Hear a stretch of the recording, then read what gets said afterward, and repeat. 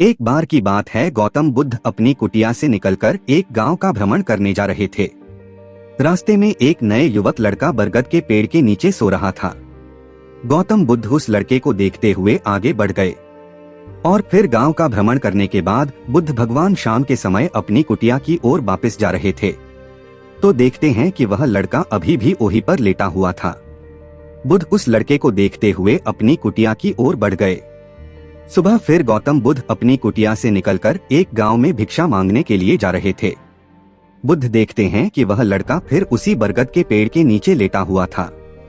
अब तो भगवान बुद्ध को रहा नहीं गया और उस लड़के से पूछ ही लिया, बेटा, मैं आपको कई दिनों से देख रहा हूँ कि आप इसी पेड़ के नीचे लेटे रहते हो, ना कुछ काम करते हो, सिर्फ और सिर्फ सुबह से इसी पेड़ के नीचे लेटे रहते हो।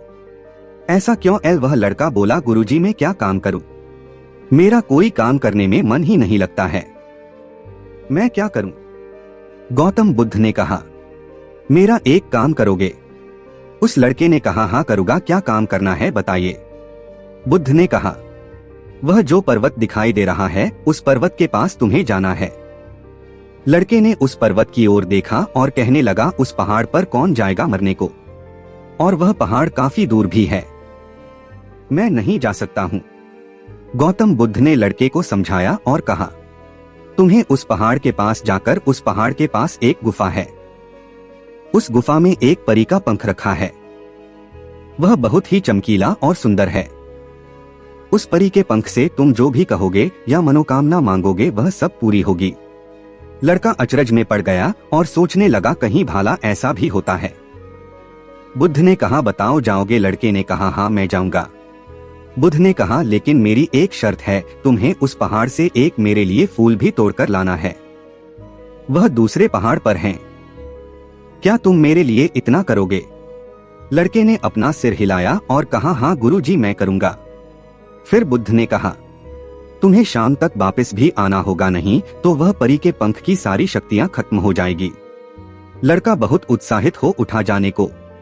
फिर उस लड़के ने गुरु से आज्ञा ली और उस पहाड़ की ओर चलने लगा। रास्ता बहुत ऊबड़ खाबड़ था, रास्ते में बहुत पत्थर डाले थे, लेकिन उस लड़के को जब भी उस परी के पंख के बारे में सोचता तो उसकी रफ्तार और तेज हो जाती। पहाड़ की चढ़ाई सीधी थी, लेकिन उस लड़के को एक लक्ष्य मिल गया था।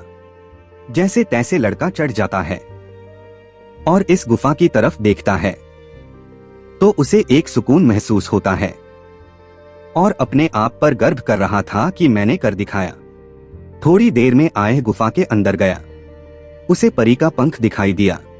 तब उसकी खुशी का ठिकाना नहीं रहा।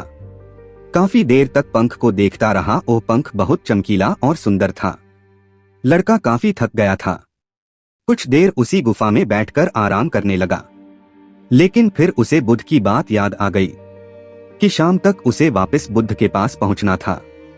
फिर से कड़ी मेहनत करने लगा और पहाड़ को चढ़ने लगा। शाम ढलने को जा रही थी।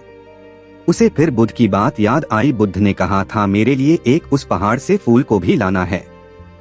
उस लड़के ने चारों तरफ देखा और उसे एक फूल दिखाई दिया।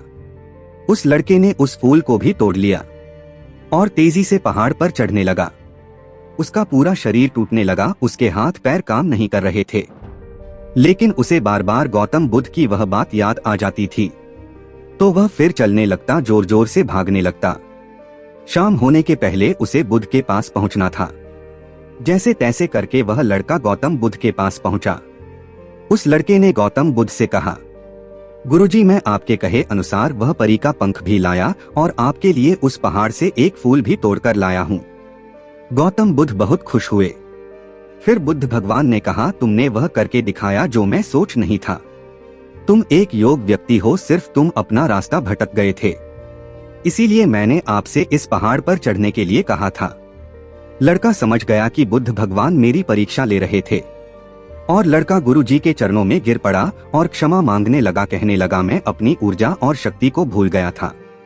आपने हमारे अंदर एक ऊर्जा का संचार किया है। मैं समझ गया कि जीवन में आलस्य करना सबसे बड़ी परेशानी बन सकती है। अगर हमें कोई अपना कार्य करना हो तो उससे लक्ष्य को भेदना होगा। दोस्तों, हमारी कहानी का यही एक सारांश है। कि आप अपना लक्ष्य तो नहीं भूल गए हो। उसे याद करो और काम पर लग जाओ। सफलता घर बैठे नहीं मिलती है, उसके लिए कड़ी मेहनत और परिश्रम करना पड़ता है। गौतम बुद्ध की इन बातों से आपको क्या सीखने को मिलता है, हमें कमेंट बॉक्स में लिखकर जरूर बताइएगा। वीडियो अच्छी लगी हो तो हमारे चैनल को सब्सक्राइब भी कर लेना। मिलते हैं ऐसी मोटिवेशनल वीडियो के साथ, तब तक अपना ख्याल रखें और सुरक्षित रहें। धन्यवाद।